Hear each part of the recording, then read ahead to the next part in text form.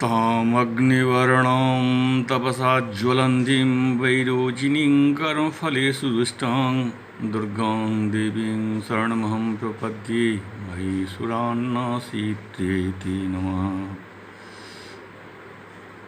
मैं कमलेश झा, सहायक प्रोफेसर व्याकरण विभाग, जूथालाल संस्कृत महाविद्यालय मझौलिया, पश्चिम चंपारण।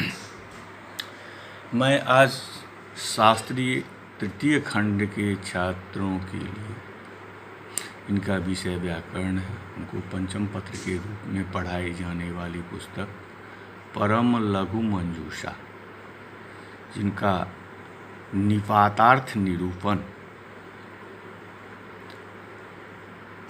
का पढ़ाई प्रारंभ करने जा रहा हूँ।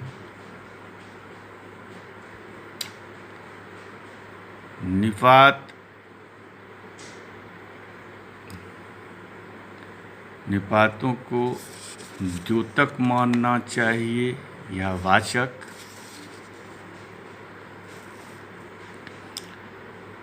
निपातों को द्योतक मानने से ही अनुभव तथा साक्षात्कार रूप फल को धात्वर्थ मानकर फलाश्रयत्वेन सकर्मक होने के कारण कर्म में लकार सिद्धि होती है, अन्यथा वाचक मानने पर नहीं। तो निपातों को द्योतक माने या वाचक, उसे प्रारंभ पढ़ाने जा रहा हूँ। अथ निपातार्थ निरूपणम। अनुभूयते सुखम साक्षात् क्रियते गुरुरित्यादौ निपातानां द्योतकत्वेन अनुभव साक्षात्काररूप फलयोर्धात्वर्थत्वेन सकर्मकत्वं कर्मसंज्ञकार्थान्वयर्थकत्वं सकर्मकत्वम् इति निष्कृष्टमतेऽपि फलाश्रयतया कर्मसंज्ञकस्य धात्वर्थफले एवानयोचित्येन द्योतकत्वम् आवश्यकम्। द्योतकत्वञ्च स्वसमविव्याहृतपदानिष्ठवृत्त्युद्बोधकत्वं, केचित्तु क्रियाविशेषाक्षेपकत्वं द्योतकत्वं, यथा प्रादेशं विलिखतीत्यादौ वर्तमान क्रियाक्षेपकः प्रादेशं विमाय लिखतीत्यर्थापगमात् अथैव अथ शब्दानुशासनम् इत्यत्र अथ शब्दस्य प्रारंभ क्रियाक्षेपकत्वं कयिताद्युक्तं संगच्छते।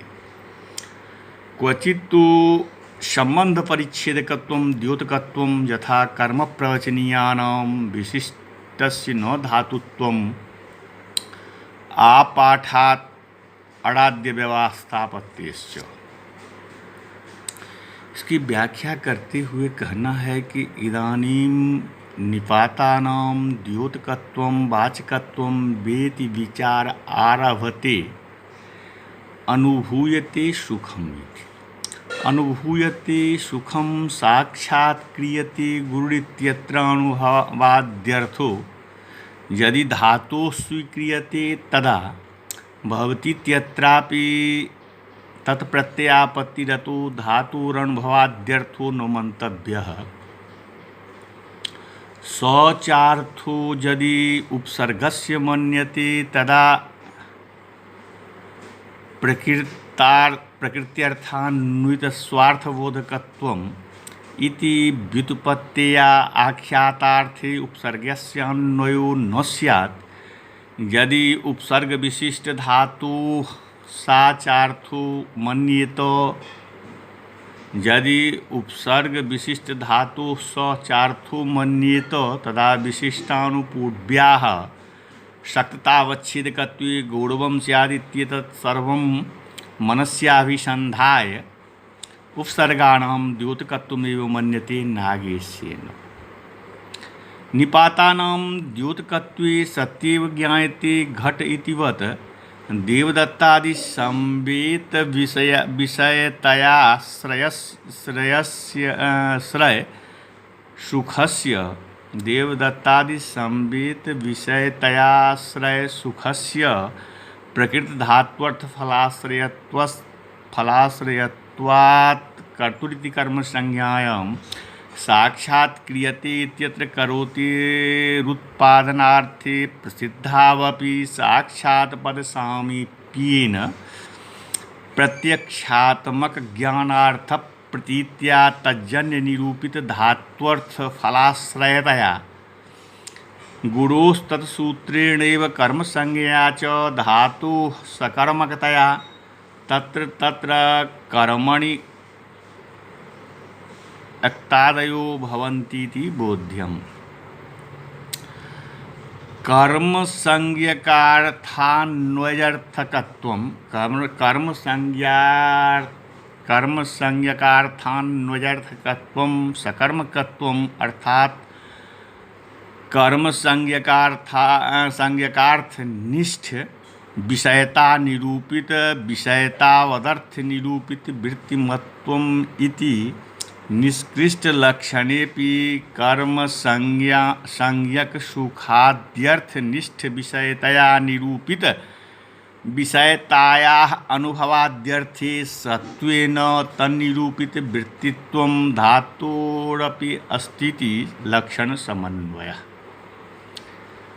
द्योतकत्वस्य लक्षणं ब्रवीति द्योतकत्वं चेति स्वसमभिव्याहृत पदनिष्ठ वृत्त्युद्बोधकत्वं स्वसमभिव्याहृत पदनिष्ठ वृत्त्युद्बोधकत्वं द्योतकत्वं स्वं द्योतकत्वेनाभिमतं निपातपदम् अन्वादि तत्समभिव्याहृत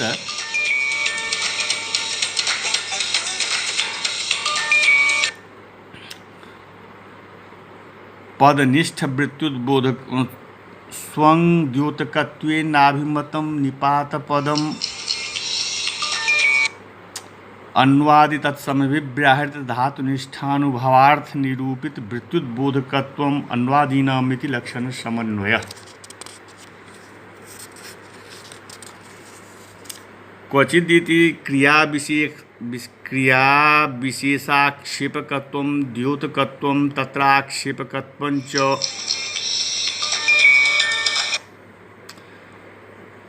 अन्यथानुपपत्त्या कल्पनाजनकत्वं प्रादेशम् इति अत्र प्रादेशस्य लेखकर्मत्वात् संभवेन लिखतीति क्रियायोग्यता अभावात् विना विमानक्रियाक्षेपस्तेन प्रादेशं विमाय लिखतीत्यर्थस्य बोधः। तत्र भाष्यं प्रमाणमुपन्यस्यति अतएवेति निपातानां द्योतकत्वादेव। ननु जपमनुप्रावर्षत इत्यादो प्रादिनिपाते प्रोक्तं लक्षणद्वयं न संघटते इति कथं निपातानां द्योतकत्वम् इति तृतीयं लक्षणं ब्रवीति क्वचित्त्विति सम्बन्धपरिच्छेदकत्वं द्योतकत्वम् इति लक्षणे कर्मप्रवचनीयानां द्योतकत्वसिद्धिः विशिष्टस्येति विशिष्टस्य धातुत्वे हि तत एव लङादेर्विधानेन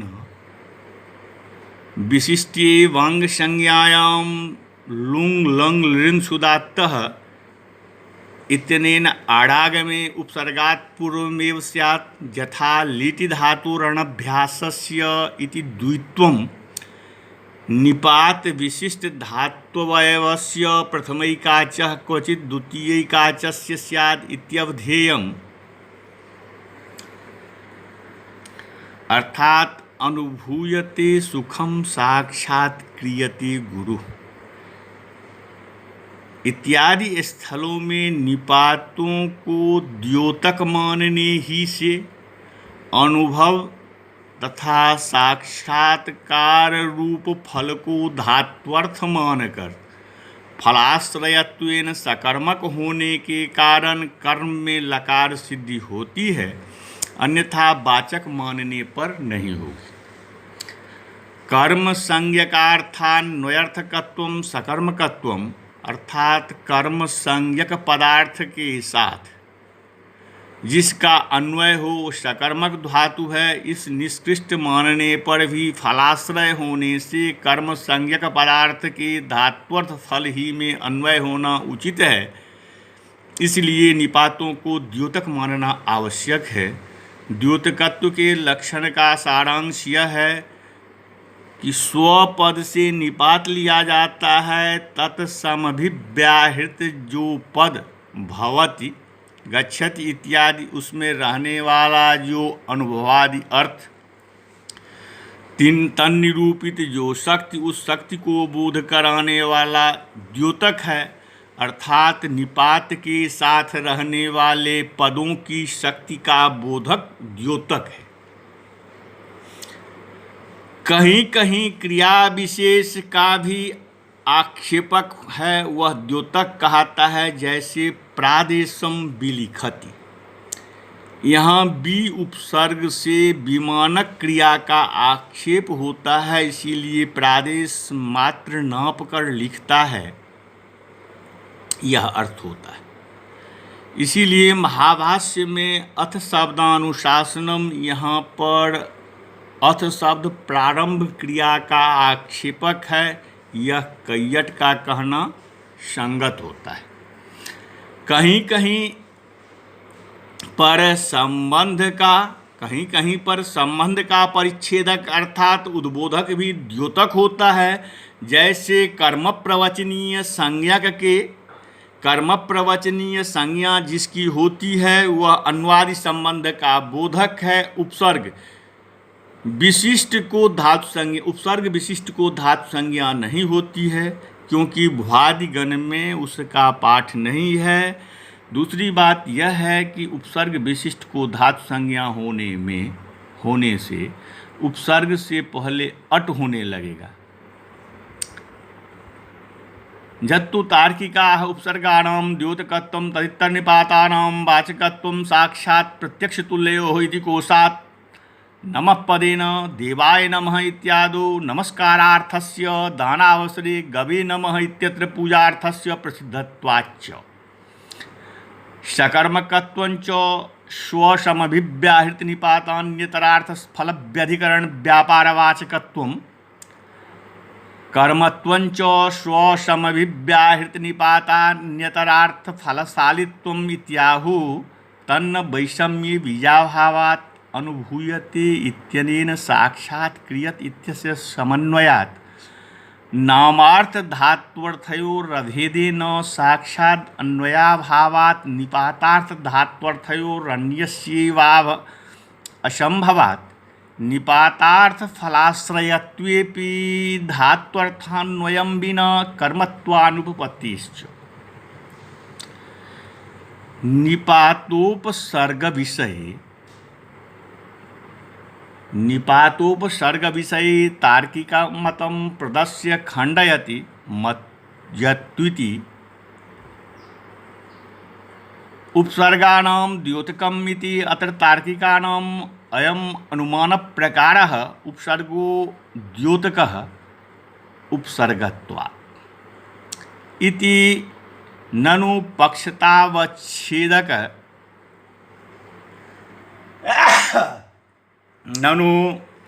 पक्षतावच्छेदक हेतुरिक्य सिद्ध साधन दोष इति वाच्यं। संज्ञा रूपोपसर्गत्वं पक्षतावच्छेदकम्, द्योतकोपसर्ग जातीयत्वञ्च हेतुरित पूर्वोक्त दोषाभावात्।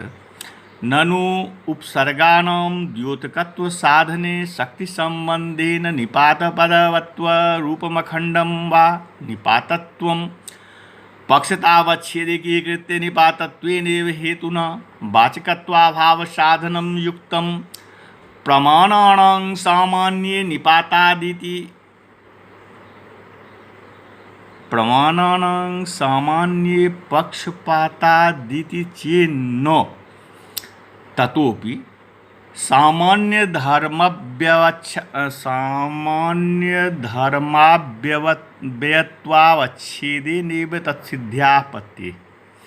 ननु निपातानां वाचकत्वे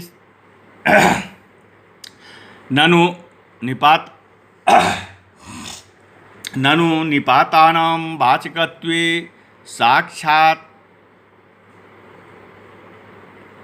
क्रियते गुरुः इत्यादौ कर्मणि लकारो न सिद्धेत सकर्मक धातुरेव कर्मणि लकार विधानात्। अत्र तु साक्षात्कारार्थे क्री धातोः सकर्मकत्वाभावः स्वार्थफलव्यधिकरण व्यापारवाचकत्वम्। स्वार्थफलव्यधिकरण व्यापारवाचकत्वं सकर्मकत्वमिति लक्षणं साक्षात्कारार्थेनैव घटते आह सकर्मकत्वाच्चेति। तार्किकमतं खण्डयति तन्नेति वैषम्ये बीजाभावादिति चादित्वेन तेषां वाचकत्वम् उपसर्गत्वेन द्योतकत्वम् इति भेदे प्रमाणाभावादिति बोध्यम्। नामार्थधातुयोरिति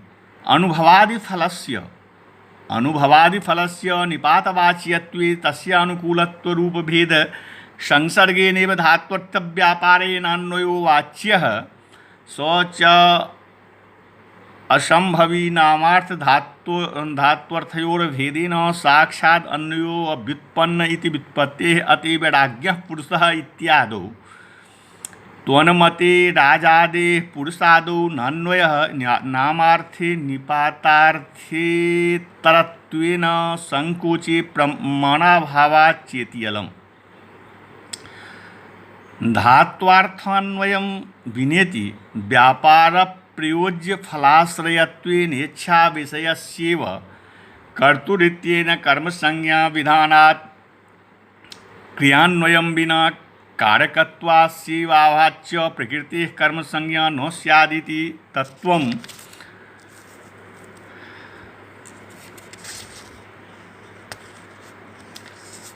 अब यहाँ तार्किकों ने जो यह माना है कि उपसर्ग द्योतक है, तर्कशास्त्रियों ने जो यह माना है कि उपसर्ग द्योतक है और निपात वाचक है, क्योंकि साक्षात प्रत्यक्ष तुल्यो यह कोश बताता है कि नमः पद से देवाय नमः इत्यादि स्थलों में नमस्कार अर्थ होता है, बोध होता है, और दान के अवसर में गवे नमः यहाँ पर पूजा अर्थ बोध होता है। किंतु यह ठीक नहीं, क्योंकि इस तरह के वैषम्य में कोई प्रमाण नहीं और अनुभूयते से साक्षात क्रियते तुल्य है तथा नामार्थ धात्वर्थ के भेदेन साक्षात अन्वय नहीं होता है। इसीलिए निपातार्थ धात्वर्थ के भी अन्वय होना ही असंभव है और निपातार्थ के फलाश्रय होने पर भी धात्वर्थ के साथ अन्वय के बिना कर्म संज्ञा नहीं हो सकती। यदि केचित् शाब्दिकाः निपातानां वाचकत्वे शोभनः समुच्चय इतिवत् शोभनश्च इत्यापत्तिः घटस्य समुच्चय इतिवत् घटस्य च इत्यापत्तिश्चेत्याह। तन्न शब्द शक्ति स्वभावेन निपाते स्वार्थस्य परविशेषणत्वेनैव बोधनेन विशेषणान्वया प्रसंगात खष्ट्य प्राप्तिश्च किंच घटं पटं च पश्येत्यादौ घटम् इत्यस्य क्रियायामेवान्वयः अतएव ततो द्वितीया घटं समुच्चयवन्तं पटं पश्येति बोधः। समुच्चयस्य प्रतियोग्याकांक्षायां सन्निहितत्वात् घटस्य प्रतियोगित्वं पटे तु समुच्चयस्य भेदेनान्वयो न तु पटस्य समुच्चये इति क्व खष्ट्यापादनं। नामार्थयोरभेदान्वयव्युत्पत्तिस्तु निपातातिरिक्तविषया।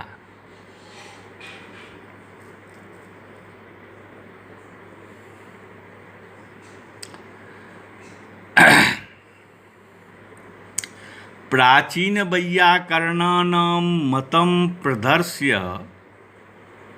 खण्डयितुम् उपक्रमते यद्यपि शब्द शक्ति स्वभावे नेति यथा एकैव पचि क्रिया पाक इत्यनेन सत्वभूताभिधीयते पचितीत्यनेन चा सत्वभूता एवं शक्ति स्वभावान् निपातानामपि नित्यपरतन्त्रत्वम् एवेति न षष्ठी नापि विशेषण योग इति भावः। पर विशेषणत्वेनेति, पर पदार्थे विशेषणत्वेनेत्यर्थः। अतः प्रकृति अपि विशेषणत्वेनैव भानस्योचित्यात् विशेष्यतया भानप्रदर्शनं सर्वथा विरुद्धम् एव। तथापि यत्किञ्चित् पदार्थनिष्ठ प्रकारता निरूपित विशेष्यता संबंधेन शाब्दबुद्धित्वावच्छिन्नं प्रति नयादि भिन्न निपात पद जन्योपस्थितेः प्रतिबंधकत्वम् इति प्रतिबध्य प्रतिबंधक भावो अवश्येयः। प्रकारता संबंधेन शाब्दबोधं प्रत्येवचादि निपात विशेषजन्योपस्थितेः कारणत्वं न तो यत्किंचित् अर्थनिष्ठ प्रकारता निरूपित विशेष्यता संबंधेन शाब्दबोधं प्रति कारणत्वम् अतो न शोभनादि पदार्थान्वयस्तत्र घटो नास्तीत्यादौ नैजन्योपस्थितेः विशेष्यता संबंधेन घट प्रकारक शाब्दबोधं प्रत्यपि कारणत्वांगीकारात् निपात विशेषेति उपात्तम्। सामान्यत एव विशेष्यता संबंधेन किंचिद अर्थनिष्ठ प्रकारताक शाब्दबोधं प्रति चादि निपाति विशेषजन्योपस्थिते कारणत्वान् अंगीकारात् प्रतियोगित्वादि संबंधेन घटादि पदार्थस्य समुच्चयादावान्वय संबंधेन खष्ट्यापत्ति रपि इत्यमेव भारिता च शब्द द्योत्य समुच्चयस्या सत्वभूतत्वात् षष्ठ्य प्राप्तिश्चेति क्वचित् को अपपाठः मातुस्मरति इत्यादो असत्वभूत क्रियान्वये गृहस्योपरीत्यादो तादृशा व्ययान्वयेऽपि खष्ट्याः दृष्टत्वात् तेन हेतुना तद्वारणासंभवात् इति बोध्यम्। भेदेनान्वयेति विषयत्व संबंधेन इत्यर्थः। तथा च घटनिष्ठ प्रतियोगिताक निरूपक समुच्चय विषयताश्रय पटकर्मकं दर्शनं त्वत्संवेतं मत्प्रेरणा विषय इति शाब्दबोधः। को खष्ट्यापादनम् इति निपातार्थे विशेषणान्वयासंभवात् संबंधे एव खष्ठी विधानाच्च न घटादो खष्ट्याः प्राप्तिरित्याशयः। किसी प्राचीन वैयाकरणों ने जो यह कहा है कि निपातों को वाचक मानने पर शोभनस समुच्चय की तरह शोभनश्च होने लगेगा तथा घटस्य समुच्चय की तरह घटस्य च ऐसा होने लगेगा, किंतु यह कहना ठीक नहीं, क्योंकि शब्दों के शक्ति स्वभाववश निपातों से स्वार्थ के पर पदार्थ का विशेषण रूप ही में बोध होता है। इसीलिए विशेषण में अन्वय नहीं होगा और षष्ठी भी नहीं होने पाएगी। और दूसरा दोष यह है कि घटम पटं च पश्य इत्यादि स्थलों में घटम कर्म का क्रिया ही में अन्वय होता है, इसीलिए द्वितीया होती है। अतः घटम समुच्चयवंतम पटम पश्य यह शाब्दबोध होता है। समुच्चय के प्रतियोगी कौन है? जस्याभावः स्वप्रतियोगी। जस्याभावः स्वप्रतियोगी इस आकांक्षा में सन्निहित समीप में घट है, इसीलिए घट ही प्रतियोगी है। पट में तो समुच्चय का भेदेन अन्वय होता है, पट में समुच्चय में नहीं तो घटादि में किस प्रकार होगी? कारण यह है कि निपातार्थ में विशेषण का अन्वय असंभव है और संबंध ही में षष्ठी होने का नियम है, तो षष्ठी किस में होगी? यदि यह कहा जाए कि नामार्थ का अभेदान्वय यदि यह कहा जाए कि नामार्थ नामार्थ का अभेदान्वय तो व्युत्पत्ति के अनुसार निश्चित ही है, तो षष्ठी होने में क्या आपत्ति, क्या क्षति। पर यह कहना भी ठीक नहीं, क्योंकि यह व्युत्पत्ति निपात से अतिरिक्त विषय के लिए है और समुच्चय के अनुयोगित्व संबंध से पट में अन्वय होता है, तो कोई भी अनुपत्ति नहीं होगी।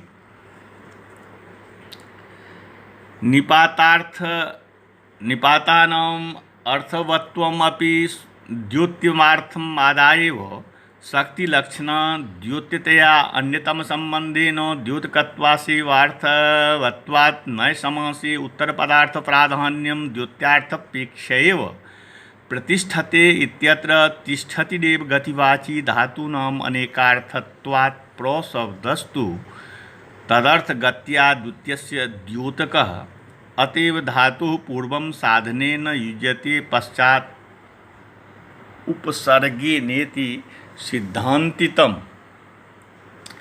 साधनं कारकं तत्प्रयुक्तकार्येण उपसर्गेण उपसर्गसंज्ञकशब्देन तत्र हि भाष्ये पूर्वधातुरुपसर्गेण युज्यते पश्चात् साधनेनेति नैतत्सारं पूर्वं धातुस्साधनेन युज्यते पश्चात् उपसर्गेण साधनं हि क्रियां निर्वर्तयति ताम् उपसर्गो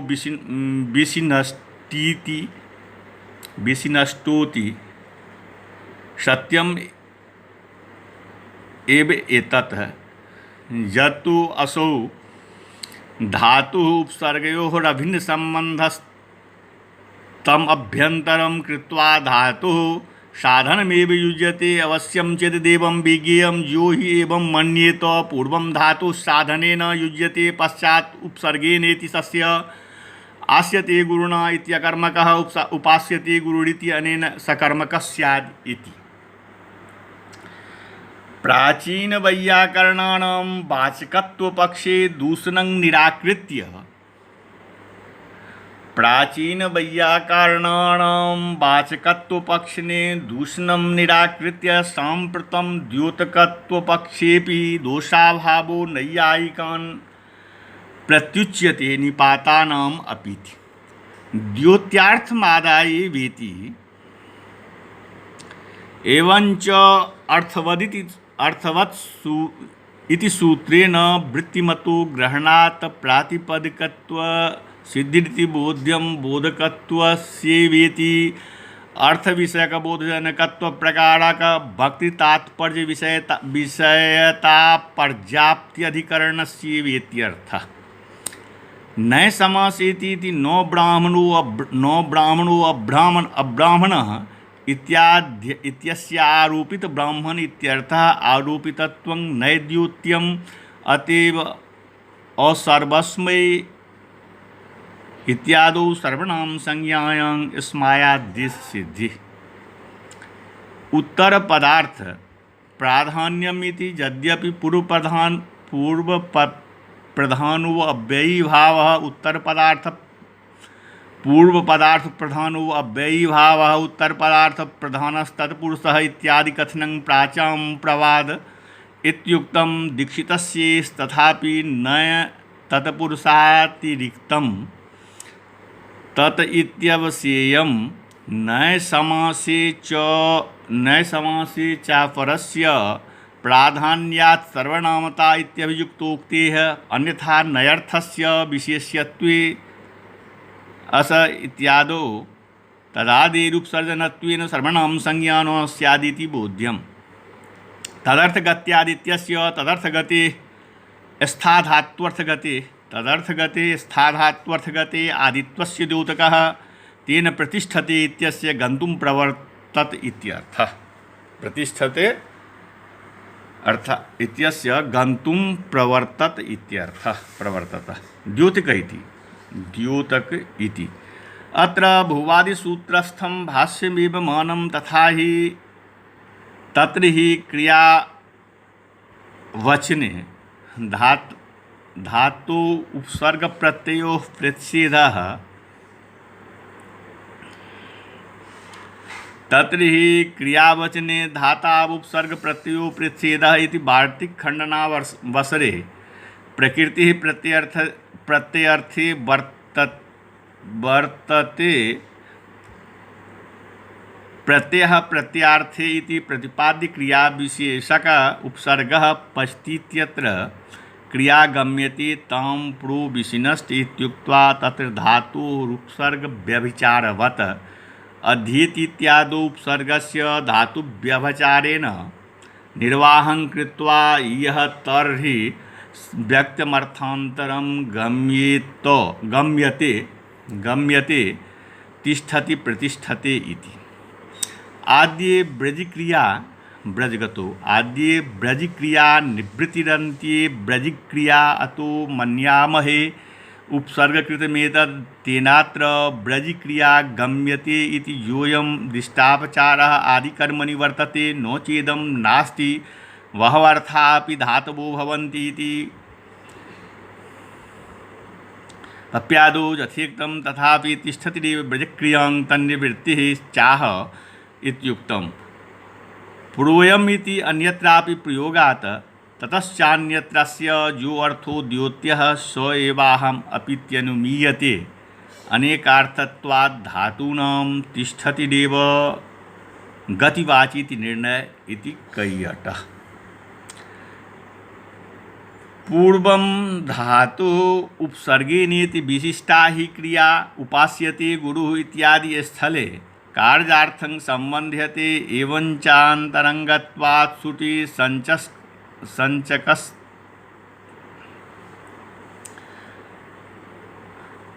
संचस्करतुरित्यत्र गुणः सिद्धो भवति इति भावः। ननु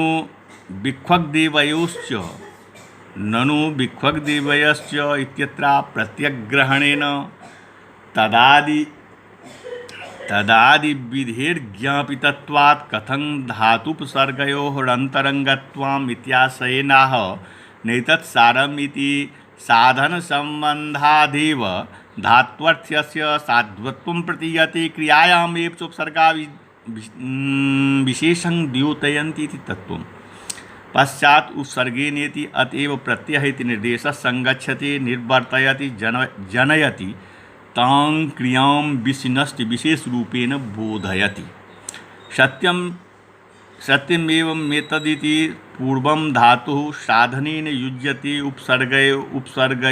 उपसर्गयोगात् इति सत्यं, परन्तु धातुपसर्गसम्बन्धकृतो जो अर्थस्तमभ्यन्तरं कृत्वा स्वबोध्यं कृत्वा साधनयोगे क्रियात्वावगतो उपसर्गयोगः न हि केवलं धातूनां सुअर्थः प्रतीयते इत्यवश्यम्। जस्तु असाविति धातुरनेकार्थत्वात् उपसर्गद्योत्वार्थ विशिष्ट निरूपित शक्तिग्रहाधीन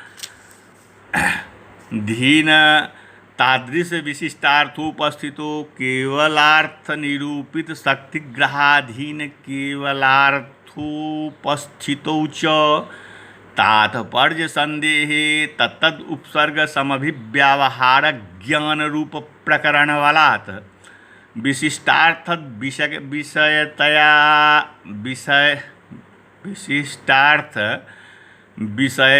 विषयक तात्पर्य निश्चय द्वारा धातु सकर्मकता उपसर्गा समभिव्यवहारे केवलार्थस्य तात्पर्य निश्चयात् अकर्मकता ज्ञेया। निपातों का वाचकत्व पक्ष मानने वाले नैयायिकों के प्रति द्योतकत्व पक्ष दृढ़ करने के लिए कहते हैं कि निपातों का अर्थवत्व भी द्योत्य अर्थ लेकर ही हो सकता है, क्योंकि शक्ति लक्षण द्योतकता इन तीनों में से किसी एक संबंध से जो बोधक होता है उसी का अर्थवत्व है। तथा नए समास में भी जो उत्तर पदार्थ की प्रधानता रहती है वह द्योत्य अर्थ की अपेक्षा ही से प्रतिष्ठते में स्था धातु ही गतिवाचक है, क्योंकि धातु के अनेक अर्थ होते हैं। प्र शब्द तो स्था धातु के अर्थ जो गत्यादि है उसका द्योतक है। इसीलिए भूवादि सूत्र के भूवादयो धातवः सूत्र के भाष्य में पहले धातु साधन के साथ युक्त होता है, तब उपसर्ग के साथ यह सिद्धांत अंत में किया है। साधन माने कारक, तत्प्रयुक्त कार्य से उपसर्ग संज्ञक शब्द से। उस भाष्य में यह कहा है, पहले धातु उपसर्ग के साथ युक्त होता है, तब पीछे साधन के साथ यह कहकर फिर कहा कि यह ठीक नहीं, पहले धातु साधन के साथ युक्त होगा, बाद उपसर्ग के साथ, क्योंकि साधन ही क्रिया का संपादक है। उसी को उपसर्ग विशिष्ट अर्थ को झलका देता है, स्पष्ट कर देता है। और यह बात भी ठीक है, क्योंकि जो वह धातु उपसर्ग का संबंध है उसको लेकर धातु साधन के साथ युक्त होता है। और यह अवश्य जानना चाहिए कि जो यह मानता है कि पहले धातु साधन के साथ युक्त होता है, बाद उपसर्ग से, उनके मत में आस्यते गुरुणा, यहाँ पर अकर्मकत्व व्यवहार और उपास्यते गुरु इसमें सकर्मकत्व व्यवहार किस प्रकार होगा। इस प्रकार से आज के पाठ को यहीं विराम दिया जाता है। नमस्कार।